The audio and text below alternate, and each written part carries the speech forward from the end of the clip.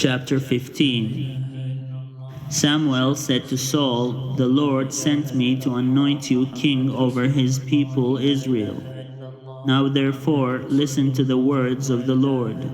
Thus says the Lord of hosts, I will punish the Amalekites for what they did in opposing the Israelites when they came up out of Egypt. Now go and attack Amalek, and utterly destroy all that they have. Do not spare them, but kill both man and woman, child and infant, ox and sheep, camel and donkey." So Saul summoned the people and numbered them in Telaim, 200,000 foot soldiers and 10,000 soldiers of Judah. Saul came to the city of the Amalekites and lay in wait in the valley. Saul said to the Kenites, "Go, leave, withdraw from among the Amalekites, or I will destroy you with them. For you showed kindness to all the people of Israel when they came up out of Egypt." So the Kenites withdrew from the Amalekites. Saul defeated the Amalekites from Havilah as far as Shur, which is east of Egypt. He took King Agag of the Amalekites alive, but utterly destroyed all the people with the edge of the sword. Saul and the people spared Agag, and the best of the sheep, and of the cattle, and of the fatlings, and of lamb, and all that was valuable, and would not utterly destroy them. All that was destroyed and worthless they utterly destroyed. The word of the Lord came to Samuel, "I regret that I made Saul king, for he has turned back from following me, and has not carried out my commands." Samuel was angry, and he cried out to the Lord all night.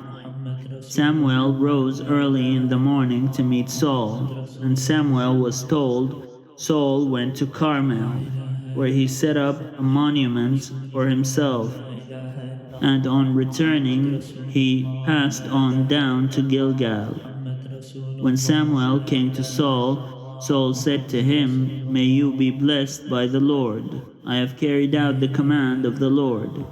But Samuel said, "What then is this bleating of sheep in my ears, and the lowing of cattle that I hear?" Saul said, "They have brought them from the Amalekites, for the people spared the best of the sheep and the cattle to sacrifice to the Lord your God, but the rest we have utterly destroyed." Then Samuel said to Saul, "Stop, I will tell you what the Lord said to me last night."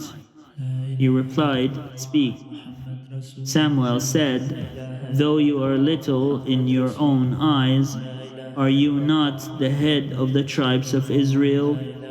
The Lord anointed you king over Israel, and the Lord sent you on a mission and said, 'Go, utterly destroy the sinners, the Amalekites, and fight against them until they are consumed.'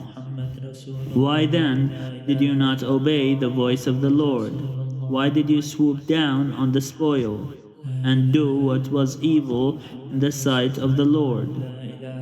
Saul said to Samuel, "I have obeyed the voice of the Lord. I have gone on the mission on which the Lord sent me.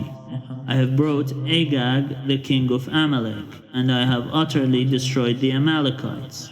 But from the spoil the people took sheep and cattle, the best of the things devoted to destruction, to sacrifice to the Lord your God in Gilgal."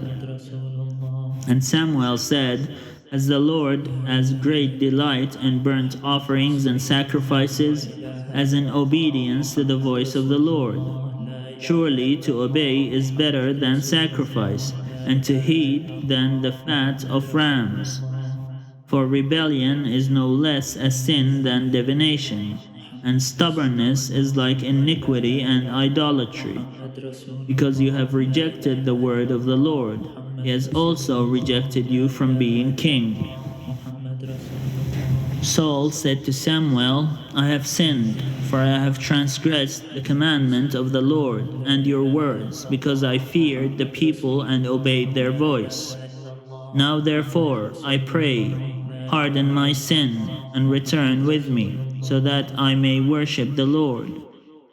Samuel said to Saul, I will not return with you, for you have rejected the word of the Lord, and the Lord has rejected you from being king over Israel. As Samuel turned to go away, Saul caught hold of the hem of his robe, and it tore. And Samuel said to him, The Lord has torn the kingdom of Israel from you this very day, and has given it to a neighbor of yours who is better than you.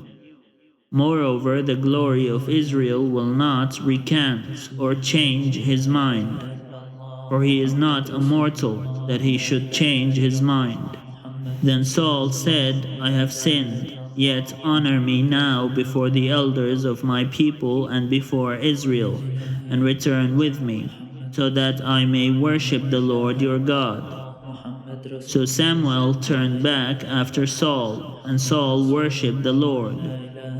Then Samuel said, Bring Agag, king of the Amalekites, here to me. And Agag came to him haltingly. Agag said, Surely this is the bitterness of death. But Samuel said, As your sword has made woman childless, so your mother shall be childless among women. And Samuel hewed Agag in pieces before the Lord in Gilgal. Then Samuel went to Ramah, and Saul went up to his house in Gibeah of Saul. Samuel did not see Saul again until the day of his death, but Samuel grieved over Saul, and the Lord was sorry that he had made Saul king over Israel. God does not feel regret